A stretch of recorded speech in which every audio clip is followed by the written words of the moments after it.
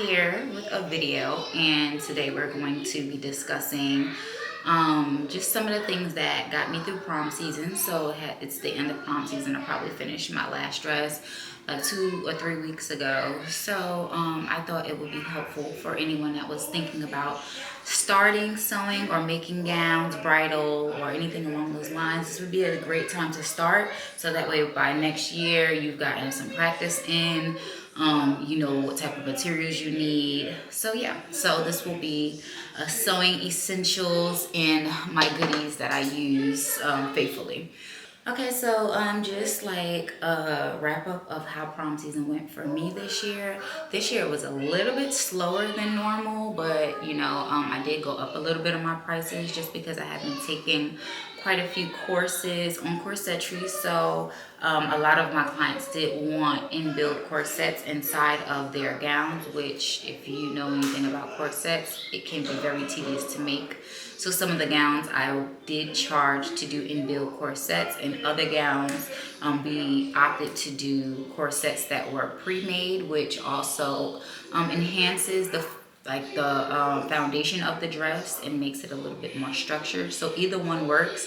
So if you're considering learning how to do corsetry, that's a great way. And honestly, I think it's better if you learn how to actually do your own corset by drafting with the patterns and making it custom to your client, especially if you're thinking about bridal gowns, and ultimately that's my goal. So one of the trends, yes, is the solid dress, the solid mermaid gown. The bottom usually has like a spandex, a velvet. It can be sequin, but it will be one solid mermaid gown on the top. It will have that rhinestone bodice. I do have an example right here of what a rhinestone bodice looks like. So I do buy these from multiple vendors. So I have different vendors that have different qualities, different types of bodices. And this is just one that was left over from this year. And generally it has a pre-made design and you purchase it as is. However, everyone has the same option to purchase as is. So you have that one bodice that everybody has seen for the last 2-3 years. And everyone can have that same bodice. So I do like try to inform my girls that when we're doing consultations, and if they show me a dress that I've seen or a bodice that I've seen so many times, I let them know that it's a very popular bodice, and either I don't suggest them going with that one and I would show them options for others, or I give them the option for me to customize bodices. So I think that offers a little bit of creativity and customization when you kind of combine multiple bodices together, and it's less likely that someone would have the exact same dress or situation. So yeah, so this is one option for a bodice. And then there was a lot more beaded dresses, which I've grown to love over the last 2 or 3 years after COVID. It was a little bit intimidating just because beaded fabric does not stretch, and when you're dealing with clients that are out of state that are not able to do fittings, you can run into some issues with the fitting. But beaded gowns have been a bigger trend this year, and again, you still see some embellishments that get added into that, and that's also what you'll see a lot of gowns that had corsets with the beaded overlay fabrics. Okay, and then of course I'll try to put some pictures and stuff of some other trends, trendy dresses that were big this year during prom season. Okay, so let's just go ahead and get into the essentials that I generally always like to use. So just touching on a lot of the fabric that I use. Again, I just mentioned the beaded lace fabric. And I can show you one second.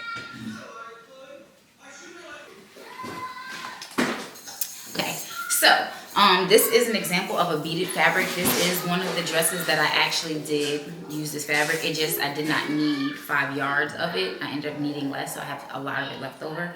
So maybe I'll do something with it for a sample for you guys. So this is a beaded lace fabric, and again, you'll see a lot of this fabric in different designs and different patterns. It's usually really pretty. And this is what that looks like here. So this is a beaded lace fabric. I use a lot of sequin fabric, spandex fabric, stretch velvet, stretch satin, mainly those are my biggest fabrics that I use. So if you get a chance, you can get some time to try to. First of all, I am doing a giveaway, so you'll and none of it will be a whole lot of fabric for you to do a gown, but I'm doing a giveaway and it'll have a lot of these fabrics in it, so you can work with it, make other garments, just to get the gist of how to work with a lot of these fabrics. So yes, so I do have some fabrics here, and we're just gonna start running through everything and some of my main essentials. So essentially you need scissors, right? Scissors to sew, make your dress. Thread. I love clear thread. Clear thread has grown on me the last year, just because I am doing a lot more embellishing, and I like when you can't see the thread. It makes it a lot easier, a lot neater. So I use clear thread, regular thread, whatever color, of course, to match your garment that you're making. And I usually, these are my serger threads, and I just buy serger threads. I used to buy the small spools. I no longer buy those. I just use the serger thread, and that's that. I do have my pins here. I'm a big fan of straight pins, and this is my pin cushion, my little tomato. Snipper. These come in very handy, especially when you're dealing with like beading and this clear thread and snipping things, and you don't want to use big scissors. So these are great. Let's put the scissors back. Okay, clips. So I personally don't use these often. I bought a kit that came with the kit. I don't really use them, but I'm sure that and I've seen a lot of people use them. It's just not my preference. No reason, but I just use straight pins. But these are probably a lot better than straight pins, just because when you're marking where you want to cut something, it's probably a little bit easier, and sometimes you can't really see where the straight pin went. So those are clips. Measuring tape. Have a million of these, however I can never find them, just like my scissors. Somehow they just start disappearing every 5 minutes when I'm sewing. Let's put this to the side. Pliers. So I use these pliers. So again, like I said, I've been working on corsetry. So these are my pliers that I use for my grommets, and to say that, grommets. So I have my grommets and things like that in here. I use a 1/4 inch grommet. For the most part, I've used smaller ones this year too. So I have this little kit. I have some gold, some silver grommets in there. And I also have some hook and eyes, so you guys can see what that looks like. These are good for the closures on the back of garments. And the hook and eye is, let me grab the eye, because we got hooks in our hand. That eye is so hard to grab. Lord. So the hook and eye is the latch that you use for like the bra straps. So that's what those look like. So you'll use a lot of those. Safety pins. Yeah. Okay, so that's what's in there. Seam ripper. Comes in handy. You make mistakes. Sometimes you sew something together, you gotta take it apart. It is the easier way. Sometimes I'll use scissors. What? My little baby keeps interrupting me. Huh? You made a mess. And I can't pick you up. I'm working right now. Let mommy work, and then I'll come pick you up, okay? Give me like 10, 15 more minutes, and then we can be done.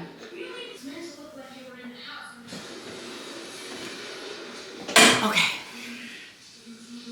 So, like I was saying, a seam ripper is essential too. It helps you when you make mistakes and you sew something together. You now have a seam that you need to open back up and redo or whatever. You can use your seam ripper. I'll use a seam ripper, or I'll use my scissors sometimes. I'll use my seam ripper, or I'll use scissors sometimes. Whichever is easier, whichever is like the first thing I can find. Going back, I mentioned measuring tape, but these are French curve rulers, and this is a ruler kit that I purchased off of Amazon. So this goes in here actually, and my French curve is in, it may or may not be in here. It's not in here, but it came with the French curve, and I use that to draft my corset patterns. So this is definitely essential, especially if you're drafting patterns. If you're drafting patterns, it's also essential to have pattern paper. I don't have any right now, but I can, again, I do have a lot of things that I'm showing you, but most of this stuff will be either linked because I now have an Amazon affiliate page where you can find a lot of these items that I've purchased, a lot of them from Amazon, and you can use the link from my page, and then I've used a lot of them already, so they're good quality, and most of them are prime because I like to get my stuff in 2 days. So I can put the link for those rulers there too. Okay, so this is boning. This is flexible boning, or what's the other name? Ridgeline boning. So this is also can be called sewable boning. And with the sewable boning, it is what it says it is, sewable. So I use this when I'm also doing my corsetry, but I use 2 boning. So I use the hard boning, and this is a 12 millimeter boning, and then I use a 6 millimeter hard boning, and again, that is also on my Amazon shop. So I don't have any I can't find it, or I've either used it all during prom season and I don't have it on hand right now, but I can also put a picture so that way you can see what you should be looking for. But I do use both of these in my corsetry stuff.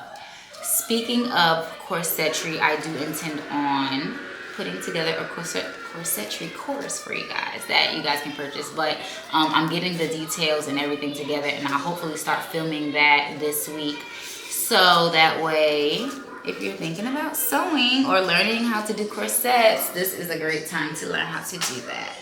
But I'll give you guys more information as I go. Okay, this is horsehair trim, and I also purchased this. I purchased this from a couple places depending on what I have going on. This white I purchased from an overseas vendor because I bought it in bulk. And white, you always need white. I purchased white. I'll purchase black in bulk, nude. Other colors generally I'll purchase, especially if it's last minute, via Amazon. Amazon has the option, I think it's like maybe $20. I could be making this up, but you'll see it. $20, and it's like 50 yards of horsehair trim. This is about 4 inches, if I'm not mistaken. I like the 4 inch or the 3 inch. I don't generally usually use the 2 inches. Might be, yeah, I think that's 4 inches. 3 inches. 3 inches. So this is 3 inches. So that's generally what I like to use. And I use that on the bottom of a gown so that the hem is really nice, and then it has that curl effect on the bottom a lot of times. I'll also use it on something like,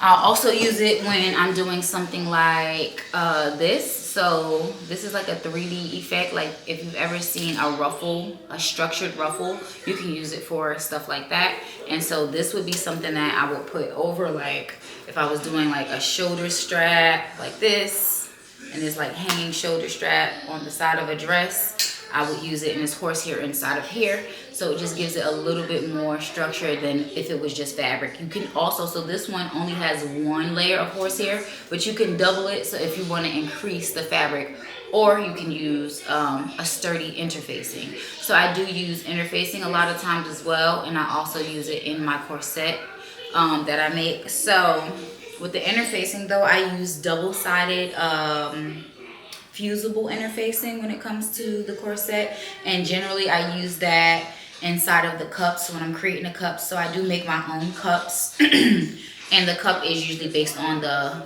depth, the length, the width of your client's bust area. So I do use interfacing as well. I use the fusible double-sided heavier one for the cups, and then I also use the fusible, similar to like what a hem tape is very thin, and it just kind of melts into the fabric. I use that as well. So that's that. What else? Okay. Illusion mesh, lifesaver. You definitely need illusion mesh, and I make clothes, and most of my prom clients are black girls. So they come, everybody's different shades of beautiful, okay? So with that being said, I have different shades of illusion mesh, and granted, a lot of them can probably pass with the same shade mesh in their different complexions. However, I just like to have a lot of options and make sure that it matches very well to their complexion. And a lot of girls, when they come to me and they're discussing mesh, they're afraid of mesh because they think it's going to look ashy or it's not going to match their skin tone properly. And then I just let them know, like, look girl, no, I got you. Like, we have a ton of this, and now I've done something a little bit differently with my mesh that I have done ever in the past, which I learned through one of my Corset courses, which the best. I'm so happy I do it. It makes it look so much cleaner, so much neater and elegant. I do double my mesh now. So I double my mesh and I do a blind stitch around the neckline, around the arm openings. So that's amazing. You'll learn how to do that too in my course once it is a thing. So that's illusion mesh, and it's very lightweight illusion mesh. It does have some stretch to it as well, so you keep that in mind when you're sewing. Okay, this is a hard mesh. This hard mesh is what I use for a corset that I'm making. And if I want it to be like the invisible corset for the most part, it's not like a solid corset, where sometimes you'll see it can be made differently. So sometimes you'll see it where the boning is emphasized, where the boning is colored. Like if, say for instance, it's a red dress and they want the inside of the corset to be skin tone, but they want the boning casing to be solid, I would use a red solid casing and then use this nude. And this nude also comes in multiple colors, skin tone colors. That way it does match your client very well.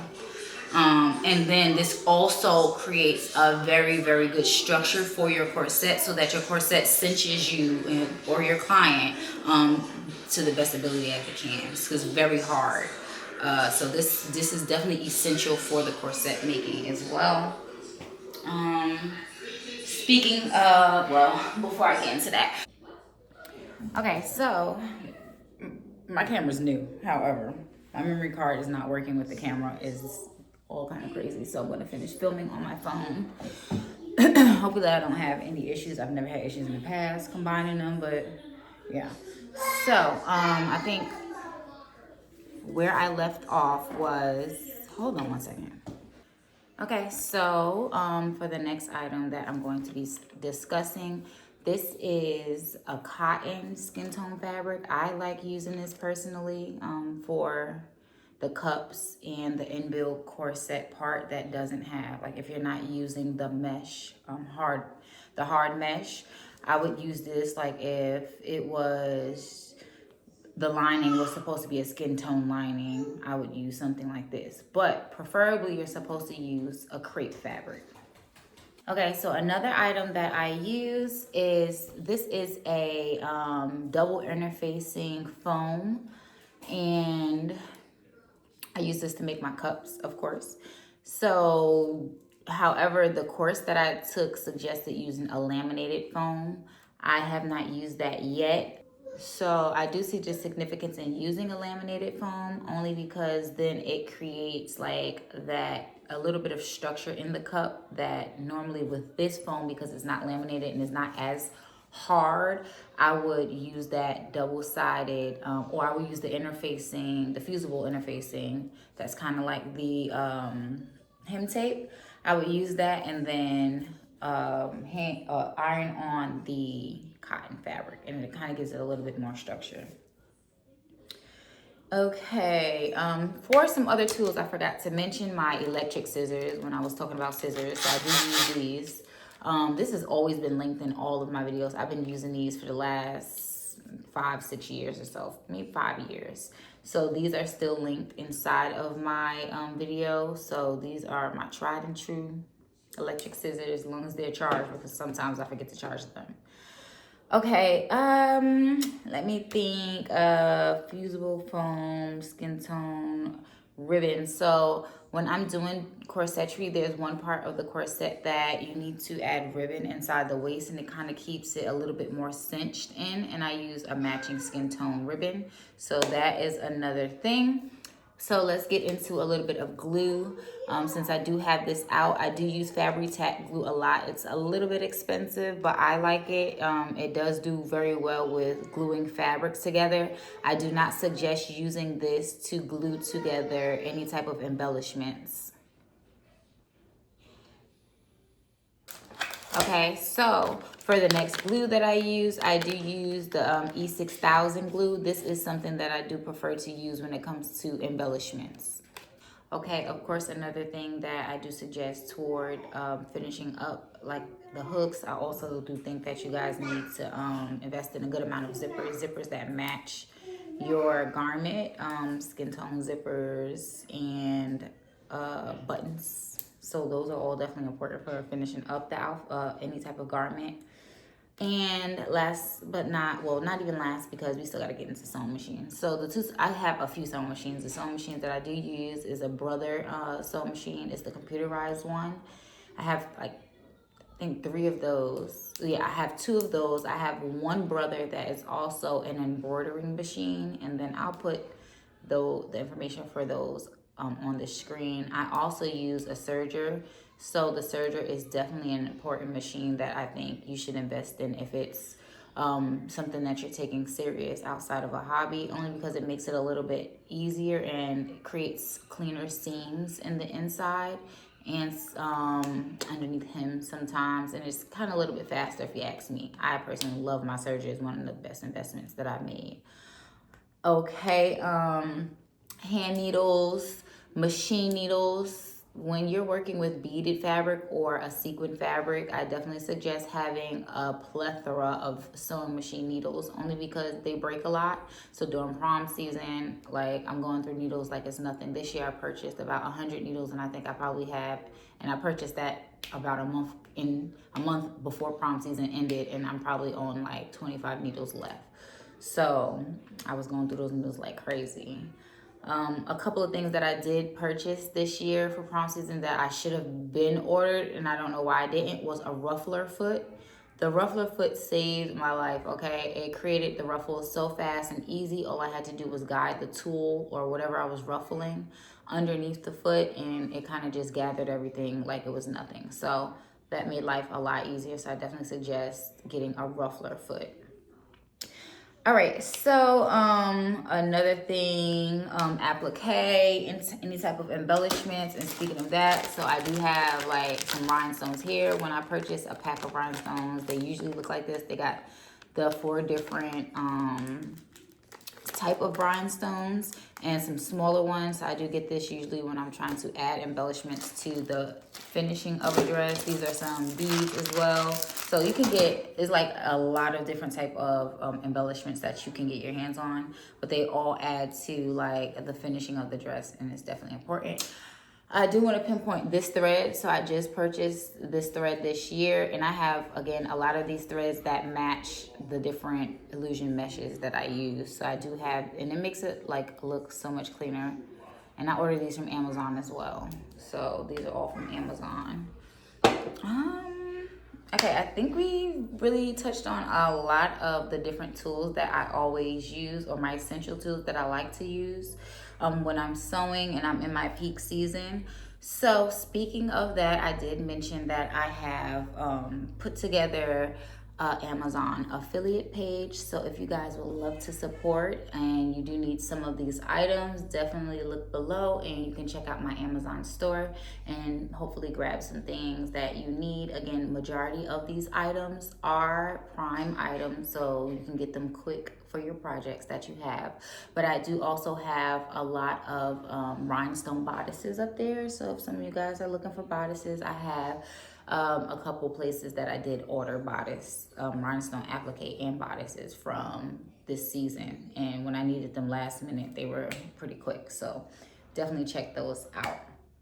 Also, I mentioned a giveaway. So I do have like, and I mentioned this giveaway before. So I do have like 5 or 6 big boxes of fabric that I would love to give to some lucky subscribers. So all I'm asking for the giveaway is that you follow me on Instagram and subscribe to my YouTube channel. And And then please just comment. I'll let you guys know what to comment underneath, but please comment underneath your next project that you're working on. So comment underneath your next project that you're working on and hashtag giveaway Liam Lee, and I'll put the instructions in the description below, so that way I can go through and select. I'll probably do like a random generation, just put everybody's name in like a generator and select 6 or so people to receive these boxes. They're huge boxes of fabric, okay? So I'm gonna it'll give you a chance to at least, you know, to get some practice in. And it's different fabrics in each box, so it's not like one box is better than the other. They all have some beaded fabric, they all have some spandex, some mesh, like some great stuff in there. So yeah, so definitely do that. Like, share, subscribe, comment below, and then I also have that deadline or when we're going to start and end that giveaway in the description below, so look into that. Also, online course. I mentioned the online course. I'm super excited to get this together for you guys. I know I have not been as consistent as I would love to be on YouTube, but I'm going to put together an online course that will be detailed, when it's going to have different topics. So once I get that all together, I'll bring that back to you and we can discuss, you know, what I'll be offering for my online course and all the gist of that. So hopefully you find this video helpful, and again, please do like, share, comment, and subscribe. And I missed y'all, and I hope I'm back for good, but that's my goal, so that's what it's going to be. Let's just manifest that, and thank you for watching.